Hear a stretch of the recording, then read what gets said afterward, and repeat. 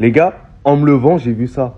Alors vous pouvez pas me tailler là aujourd'hui, j'ai un maillot de Reims tranquille. Mais d'après ce que je vois, le Real Madrid a 4% de chance de se qualifier pour les demi-finales après la défaite 3-0 hier. Et si vous vous rappelez, dans un certain Manchester City Real Madrid, le Real Madrid avait 1% de chance de se qualifier et Manchester City 99%. Et on sait très bien qui l'a remporté à la fin. Cette tête historique qui nous a permis d'aller en prolongation et Diouf Farah, cette équipe de Manchester City. Et là, vous allez me demander, Abdé, est-ce que tu crois en la remontada? Mais voilà que j'y crois, les gars. Au nom de Dieu, j'y crois, je vous le dis. Sinon, ça sert à rien de jouer le match au retour. Autant déclarer forfait, mais vous direz non. Parce que vous y croyez au fond de vous-même. Même si ça va être compliqué. Même si Arsenal, il ne faut pas les sous-estimer. Mais je sens qu'on est les personnages principaux. D'ailleurs, Kylian Mbappé, il a parlé français. La remontada, elle est possible. À Santiago Bernabéu, ils vont trembler. Les gars, j'en suis sûr qu'ils vont trembler à Bernabéu. Et s'il faut me déplacer à Bernabéu pour leur mettre encore plus la pression, je me déplacerai à Bernabéu. Quoique je resterai à la maison parce que, voilà, j'ai peur. J'ai l'impression que je suis un chat noir. Parce que le Real Madrid qui met un but dans les toutes premières minutes, bah ça change absolument tout le match parce qu'il en reste que 2. Voilà, un point c'est tout. Je vous dis, le Real Madrid peut créer un truc de malade la semaine prochaine. On peut vivre un divertissement international. Et bah, je te jure que tu vas... C'était ça le plan du Real Madrid. Al equipo un gol más para meterse en el partido. Parce qu'avant d'arriver dans cette situation avec un état totalement achevé, totalement de désespoir, sachant que cette situation est après le deuxième but d'Arsenal, l'objectif était tout simplement de marquer un but pour pouvoir mieux revenir au Bernabéu. Et vous voyez que c'est exactement ça le problème. Parce qu'hormis le fait que ça vient de sortir, le Real Madrid a couru 10 km de moins que Arsenal hier, même plus. Qu'on est désormais sur la sellette avec 4% pour se qualifier maximum, plus personne ne croit. C'est que eux, avec leur méthode, nous laissent à chaque fois penser que c'est possible. À chaque fois de tout remettre au match retour, de tout remettre au Bernabéu, sans compter le fait que ce plan initial, comme je vous l'ai dit, c'était après le deuxième but. C'était sans avoir compté le troisième. Déjà que c'était mort, alors imaginez maintenant. Surtout avec cette attaque littéralement dans le néant depuis 2025. Vinicius Rodrigo, 5 buts les gars. 5 buts. 6 pardon plutôt. Littéralement au fait au bout d'un moment. J'ai pas envie de...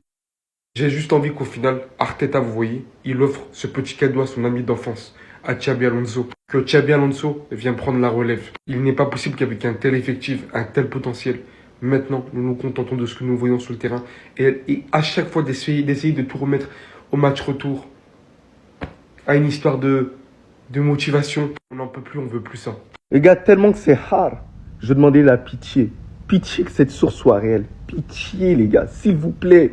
S'il vous plaît, j'enlève toute ma dignité sur ça. Pitié. Selon des sources du Real Madrid, Xabi Alonso aurait déjà signé son contrat de nouvel entraîneur du Real Madrid pour cet été. Et oui, Xabi Alonso, il est temps de venir à Madrid. Faut arrêter d'avoir peur un peu. Et si tu veux qu'on fasse un coup d'état pour pouvoir enlever Carlo Ancelotti, parce qu'on a l'impression que c'est un dictateur là maintenant. Il est pire que Mobutu, les gars. La famille, c'est une dinguerie. T'as vu, Carlo Ancelotti, c'est une légende du Real Madrid. Celui qui crachera sur tout ce qu'il a fait au sein du Real Madrid, bah il est ingrat. Mais force est de constater qu'aujourd'hui, bah il a plus le niveau. Et c'est désastreux. Et il faut le dire lorsque c'est mauvais. Ce Real Madrid, depuis 2 ans, bah, j'y arrive pas. Les années précédentes, lorsqu'on jouait mal, on avait quand même une philosophie de jeu. Mais depuis qu'on a perdu Toni Kroos, et on a encore plus vu nos lacunes. Parce que beaucoup parlent de Kylian Mbappé. Mais au final, tu as remplacé Toni Kroos qui est un milieu de terrain par Kylian Mbappé qui est un attaquant de pointe. Donc ça a créé un déséquilibre quand même au milieu de terrain. Et personne n'a vu le problème au final. Bref, Xabi Alonso, moi j'attends un tacticien qui ramène du beau jeu et qui ramène aussi sa personnalité. Voici le fameux scénario du match qui permettrait au Real Madrid de faire sa remontada à domicile contre Arsenal. Remonter les 3 buts là, c'est le seul moyen.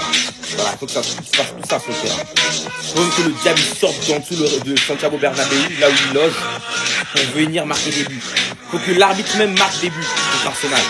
Sinon c'est pas possible. Parce que les gars, moi je suis pas là pour vous vendre du rêve. Parce que moi je vous ai déjà dit, hein, vous êtes trompés de rêve. Si vous êtes là pour que je vous vende du rêve, vous êtes trompés de rêve les gars. Moi, je suis là pour vous dire la vérité pour votre bien. Le Real a 4% de chance de se qualifier pour les demi-finales après cette défaite 3-0 hier contre Arsenal. Ils ont déjà été dans une position à un moment donné contre City en 2022 où ils étaient à 1% de chance. Mais les gars, ce n'est pas le Real 2022. Comprenez ça en fait. À quel moment vous allez comprendre? Moi, s'il faut que je vienne pendant une semaine, pour que je vienne vous retirer votre espoir, je vais venir tous les jours pour faire ça. Comprenez? Et je fais ça pour votre bien les gars. Je pense à vous, moi. Là, je vois les joueurs annoncer qu'il y aura un exploit qui sera fait au match retour, Mbappé dans sa story, les joueurs en zone mixte. Forcément, ils doivent donner de l'espoir aux gens parce que eux-mêmes, ils veulent se qualifier. Aujourd'hui, la réalité est autre. En 2022, il y avait un homme qui marchait sur l'eau. Et le pire, c'est qu'en 2022, c'était toute la campagne qui était comme ça. Il y avait eu un match miraculé face au Paris Saint-Germain, un match miraculé face à Chelsea. Et celui face à City, c'est dans une suite. C'est dans une suite. Que cette année, il y a quelle suite?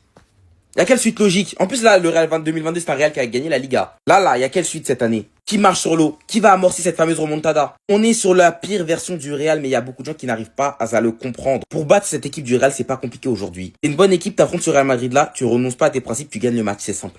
Surtout qu'Arsenal ne perd quasiment jamais contre les gros. Le Real peut gagner ce match retour, c'est possible, mais il n'y aura pas de remontada, les gars. Cette équipe-là, elle a beaucoup trop de lacunes, que ce soit même sur le plan défensif. Elle prend facilement l'eau. Et sur le plan offensif, où elle est même pas si dangereuse que ça, malgré les noms. Surtout sous Carlo. Non, les gars, ouvrez les yeux, s'il vous plaît. C'est pour votre bien. Moi, je fais ça pour votre bien. D'ailleurs, si vous voulez du changement, c'est mieux que ça se passe comme ça, les gars. Croyez-moi que c'est mieux que ça se passe comme ça. Comme ça, Ancelotti part en toute tranquillité et Alonso, il vient. Cet été, quand on a vu cette photo, on s'est dit waouh, quelle fumée. Même moi, j'ai eu peur. Même en tant que Barcelonais, je me suis dit attends. Et là, attends, tu rajoutes Jude Bellingham en plus, hein. Jude Bellingham, Hendrick, tout ça. Je me suis dit Mbappé, Vinicius, Rodrigo dans la même équipe. Mais au final, un an après, je vous pose la question, les Madrilènes. Parce que là, les trois, ils sont jeunes, hein. C'est vraiment cette attaque que vous voulez pour l'avenir du Real Madrid, pour les 10 prochaines années. C'est vraiment le trio que vous voulez en attaque. Vous allez tous me répondre non. Le football, il est simple, mais quand tu veux te mettre au-dessus du football, le football, il te pardonne pas. Je vous prends juste un exemple, hein. Vinicius Junior, Karim Benzema. Un duo qui a marqué le Real Madrid alors qu'ils n'ont pas fait 15 saisons ensemble. Mais pourquoi ça a fonctionné? Parce que là, t'avais un vrai numéro 9. T'avais un mec expérimenté qui a apporté son expérience à un jeune ailier. Au début, Vinicius, on se rappelle, hein, c'était pas ça du tout, hein. Et petit à petit, il a commencé à devenir un monstre. Mais là, franchement, je suis désolé. Alors après, peut-être que je me trompe, hein. Moi, je parle actuellement, peut-être que je me trompe, hein. Mais vraiment, cette attaque, je vois pas en quoi ça pourrait marcher. Là, sur la photo, vous voyez un trio. Moi, je vois 3 joueurs exactement dans le même profil. Je vois 3 ailiers, 3 mecs rapides, 3 mecs qui savent dribbler, 3 mecs qui savent prendre la profondeur. Mais il n'y a aucun numéro 9. Avec ces 3 en attaque, le Real fonce droit dans le mur, je le dis. Pourtant, le football, il est clair, il est simple. Tu dois avoir un numéro 9 accompagné de 2 ailiers. C'était ce qu'avait le Real Madrid. Mais pour moi, ils ont fait une grosse erreur dans le recrutement, aller chercher Mbappé alors qu'ils n'en avaient pas besoin, et d'autres erreurs. Bref, dites-moi ce que vous pensez de ce trio. Regardez comment Ancelotti a perdu la confiance de ses joueurs. Regardez Camavinga, Bellingham. Regardez Jude Bellingham. Regardez. Même lui, il se dit mais qu'est-ce qu'il raconte? Il est totalement dépassé, faut dire la vérité, totalement dépassé. S'il s'appellerait pas Ancelotti, le Real l'aurait déjà viré. Ancelotti, je pense que c'est réellement terminé avec le vestiaire qu'il a, les joueurs qu'il a. Quand même, il a des phénomènes. T'arrives pas à gagner les matchs, t'arrives pas à bien jouer, et en plus de ça, t'as pas de plan de jeu. Vous voyez à quel point un entraîneur, il peut se mettre à dos ses joueurs et ses supporters. Surtout ses supporters, en faisant le forceur à rester, continuer. Ancelotti, pour moi, c'est le problème du Real Madrid. Certes, il y a des joueurs qui sont pas bons. Vinicius, on peut dire tout ce qu'on veut. Même individuellement, il est pas bon. Kylian Mbappé, il y a des périodes ça va, il y a des périodes ça va pas, mais c'est pas le Kylian Mbappé du Paris Saint-Germain. Il y en a peut-être juste un, allez, peut-être 2-3, Jude Bellingham, Asensio et Courtois, qui tiennent la baraque. Mais même lui, regarde Ancelotti, il se dit, mais qu'est-ce que tu racontes? Mais frérot, mais t'es totalement dépassé. Moi, je pense qu'au Real Madrid, il faut faire un grand ménage cet été. Il faut changer d'entraîneur. Il faut peut-être recruter 2-3 joueurs. Déjà, il y a Alexander Arnold qui va venir. Ça va leur faire du bien, je pense. Mais vraiment, Ancelotti, dernière année. Hein. Il aurait déjà dû partir l'année dernière. Pour moi, dernière année. Hein. Je vois que depuis hier, il y a une question qui se pose par rapport au coup franc de Declan Rice. Est-ce que le sien et celui que Messi a mis face à Liverpool sont les 2 plus grands coups francs d'histoire de la Ligue des Champions? Parce qu'en vrai, c'est clair que celui de Messi, tout d'abord, face à Liverpool, en demi-finale de Ligue des Champions, face à Alisson, qui te l'envoie dans la lucarne, il fait partie des meilleurs coups francs d'histoire de la LDC, sans débat. Celui de Declan Rice hier, pareil. Parce qu'il pouvait pas plus l'envoyer dans la lucarne que ce qu'il a fait hier, surtout côté gardien Thibaut Courtois, c'est de la folie. Mais, parce qu'il y a bien un mais, est-ce que ces 2 coups francs-là sont plus beaux que celui-là de Cristiano Ronaldo de 40 mètres? Parce que moi, je veux bien qu'on dise que ces 2 coups francs-là, ce sont les 2 plus beaux coups francs marqués sur les 10 dernières années, bien depuis les années 2010. Mais avant ça, en 2009, CR7 avait lâché un coup franc de 40 mètres face à Arsenal. Il est dans la légende, ce coup franc-là. On voit même pas les cages. Imaginez-vous le délire, on voit pas les cages, là. Une frappe surpuissante. Après, c'est vrai que le gardien, il est pas irréprochable. Il est pas non plus Courtois ou bien Alisson. Le gardien était pas bon. Mais on peut pas lui retirer le fait d'avoir un sprint de 40 mètres. Pour moi, celui-là, il est devant les deux qu'on a cités précédemment. Plus à tous les coups, Juninho, il en a marqué aussi un qui fait partie des plus beaux aussi. Notamment celui qu'il a marqué face au FC Barcelone. Donc les gars, je suis désolé de vous le dire, hein.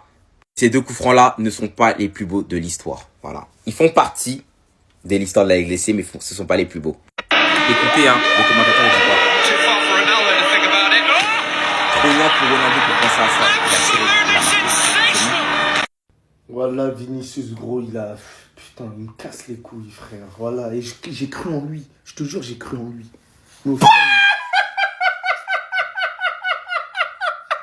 c'est que rigoler, frère. 3-0. Bah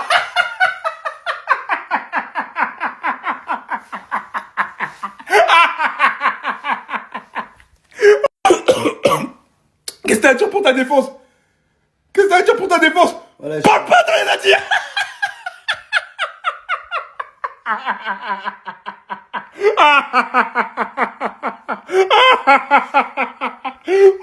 Plus jamais vous allez sous-estimer le Real. L'Arsenal, bien sûr qu'on les sous-estime. C'est nul là, c'est quoi vos faits d'armes? Vous êtes nuls. On vous prend, on vous retourne, on vous tue. Plus jamais. C'est compris ou pas? Plus jamais. Maintenant, vous allez venir comme ça, vous allez parler 3-0. 3-0. Retour encore, on vous attend encore au retour. Au retour encore, on va fracasser encore. On va fracasser.